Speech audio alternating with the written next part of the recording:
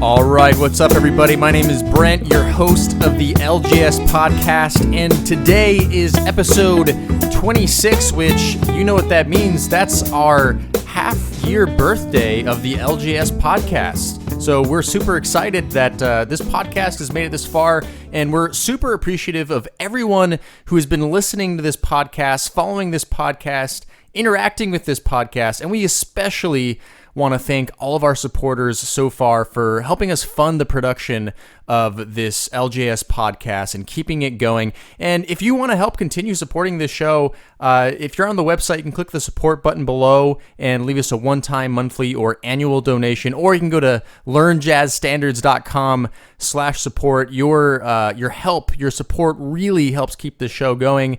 We have a lot of awesome rewards for supporting the podcast and learnjazzstandards.com as well there. So please go ahead and check that out. Now, for our half birthday episode, for episode 26, we're actually starting a series of what I call jazz challenges. Now, the reason that we're doing this series of jazz challenges is because in October 2016, just in case you're listening from the future, we are launching our very first e-course called 30 Days to Better Jazz Playing. And what 30 Days to Better Jazz Playing is it's essentially 30 days of focused, structured, goal-oriented practicing. You know, the number one question I normally get from listeners of the podcast, from viewers of the blog is, you know, how do I practice? You know, I know there's so much information out there, but how do I actually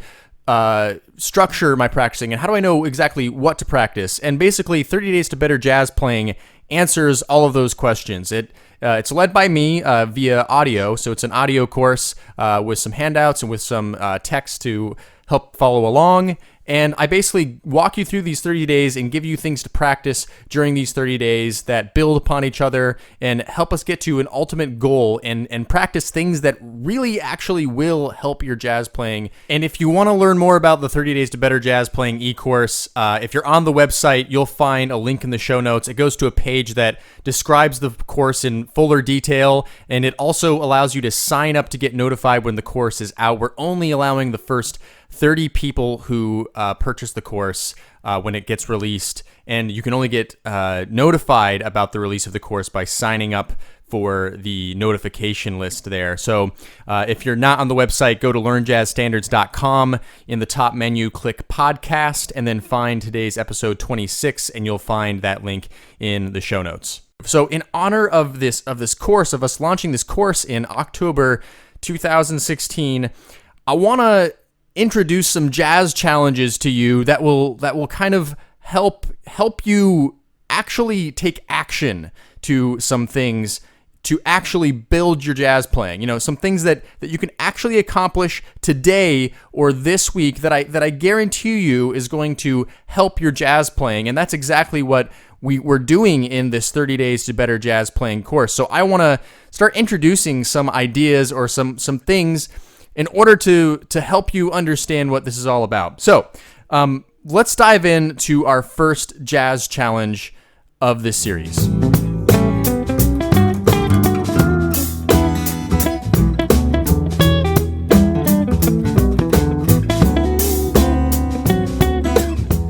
All right, so for our first jazz challenge of this 4-part jazz challenge series, we're going to have 4 different jazz challenges in this series. So this is just the first one, so stay tuned for the rest. But for our very first jazz challenge of this series, the challenge is for you to write your own contrafact, okay? You're going to write your own contrafact. Now, in case you don't know what a contrafact is, some of you probably know already, and probably some of you don't know. So a contrafact in jazz is a composition that borrows the chord progression of an existing composition, or it borrows from a common harmonic structure. Okay, so a jazz standard, for example, a common one would be All the Things You Are, right?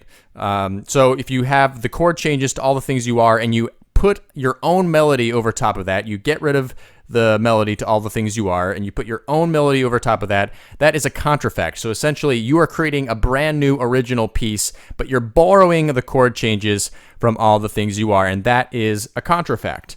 One of the greatest examples of contrafacts is rhythm changes, the song form rhythm changes. Where do we get the term rhythm changes from? Well, basically, it's just the chord progression to George Gershwin's composition, I Got Rhythm.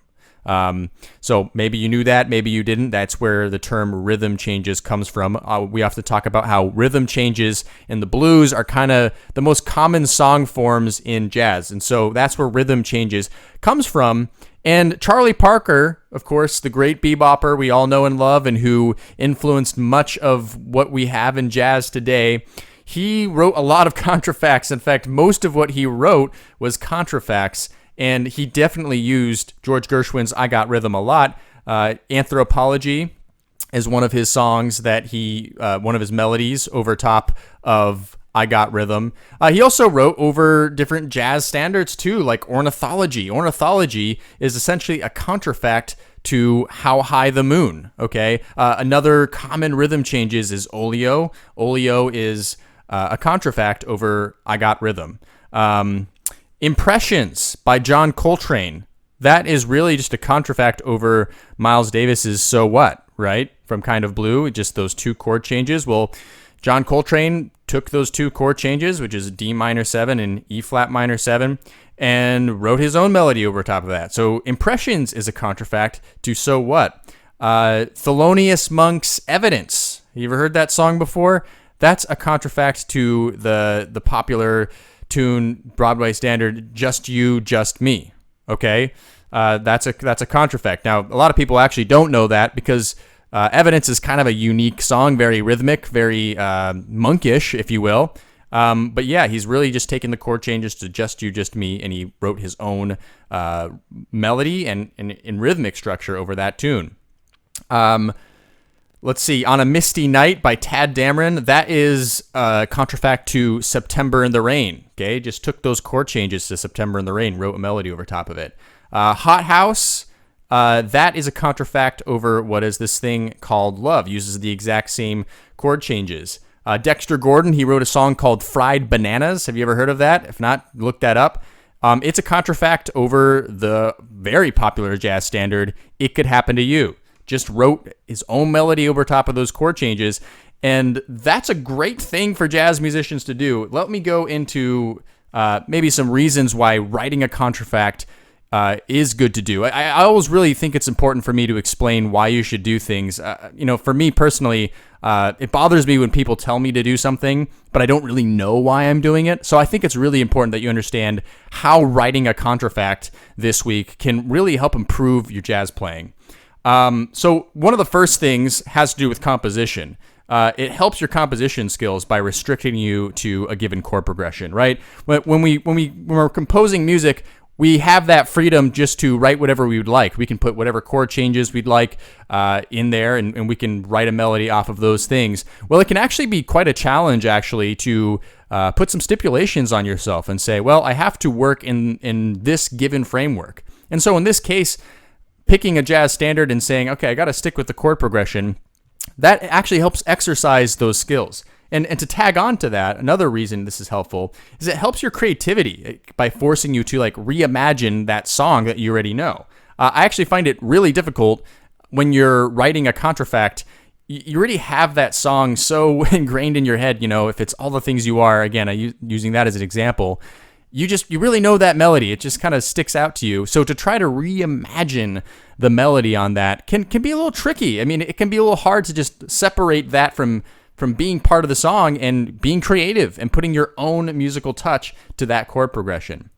Another thing that it does is it helps you to think melodically. As jazz musicians, as improvisers, we want to be thinking melodically. We don't want to be thinking about scales. We don't want to be thinking, be stuck in theory. That stuff helps you to learn your instrument, helps you to conceptualize some ideas in the practice room. But at the end of the day, we want to be creating melodies when we're improvising, right? So this kind of forces you to think melodically, okay? Think melodically, and you figure out a melody that you really love. And in addition to that, it helps you actually internalize your own music, internalize your own sounds, okay? The music that you're writing, that's coming straight from you. So therefore, that's the music that gives you the most potential. You have the most potential in what you're actually writing down, you're actually expressing. Okay, so that's why it's really helpful. It can also help your notation skills. It's important that you actually write down your song. It's one thing, of course, you can just play it by ear and memorize it and write it and not write it in your head and express it on your instrument and never write it down. But I think it's important when you're doing this exercise to actually write down and notate your contrafact. You may be a beginner with notation, or you maybe have been doing it for a long time. Either way, I find every time I notate things, I learn something new. So definitely write this down, and I encourage you to do that. And it's okay if you're a beginner. You'll just keep growing, and that's really what jazz is all about. Is just doing it. It's about doing it and trial and error and learning from your mistakes. So writing a contrafact, it's a great thing to do, a great challenge to do. Now, I wrote a contract. I'm not going to just give you a challenge and not actually do it myself. So I actually wrote a contrafact over the jazz standard, It Could Happen to You. Now, I wrote a bebop style contrafact, so very much so in the style of Charlie Parker, more of bebop language, less so about a simplistic melody. Now, I would encourage you that you don't have to write a bebop contrafact like I did. You can write a very simple melody to these songs. In fact, to be honest with you, sometimes that can be even more challenging than what I did, writing a bebop contrafact. That just happens to be what I wanted to express over that particular song. So I'm going to go ahead and let you listen to my contrafact. I just called it Bebop Contrafact for now. I don't have a name for it. If you're on the website, I have the notation out for that, so you can take a look at the notation for my Bebop Contrafact over It Could Happen to You. But here it is. This is what it sounds like.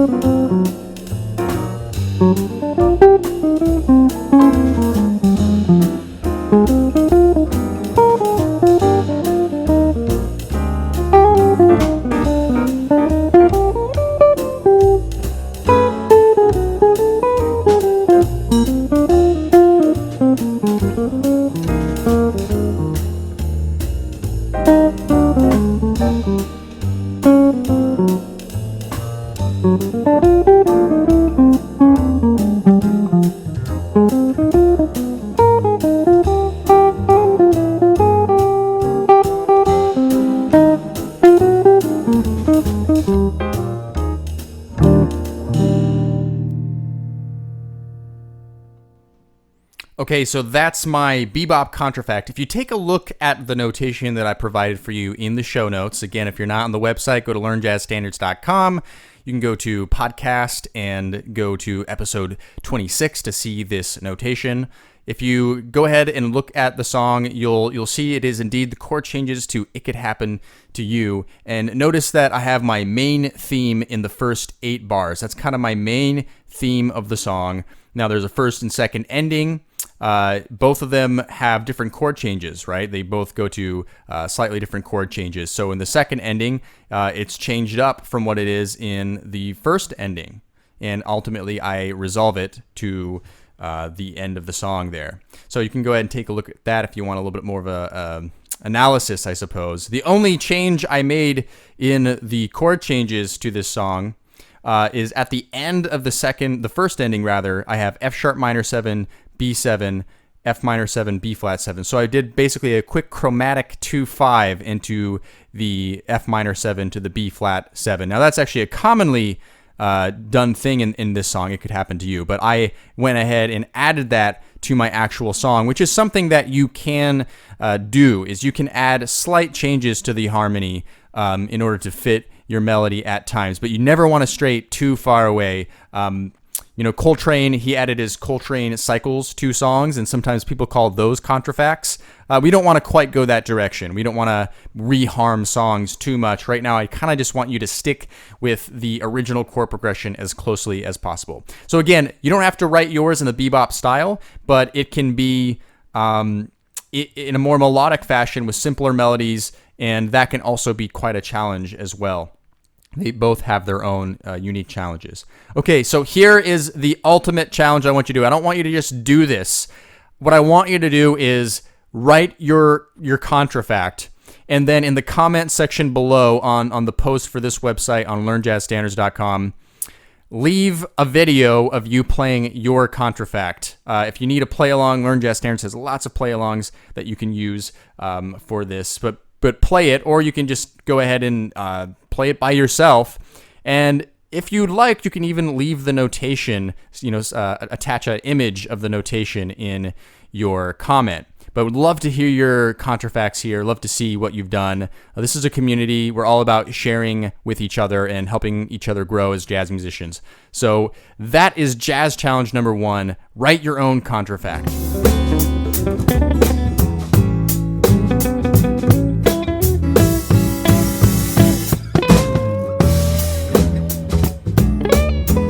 All right, that's all for today's episode. That's all for our first Jazz Challenge number 1.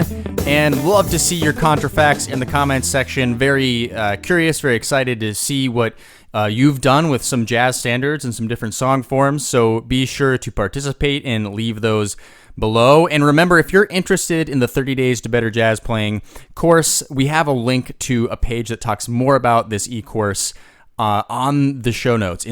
So be sure to check that out. We're very excited about this course. It's going to be released in October 2016. So make sure you check this out. And remember that for our first round, we're only allowing the first 30 people to purchase the course when they get notified. And you can only get notified by signing up from the page in the show notes. So be sure to do that. And remember, if you get value out of today's podcast episode, consider adding value back. You can leave us a monthly, one-time, or annual donation by clicking the support button if you're on the website, or go to learnjazzstandards.com/support.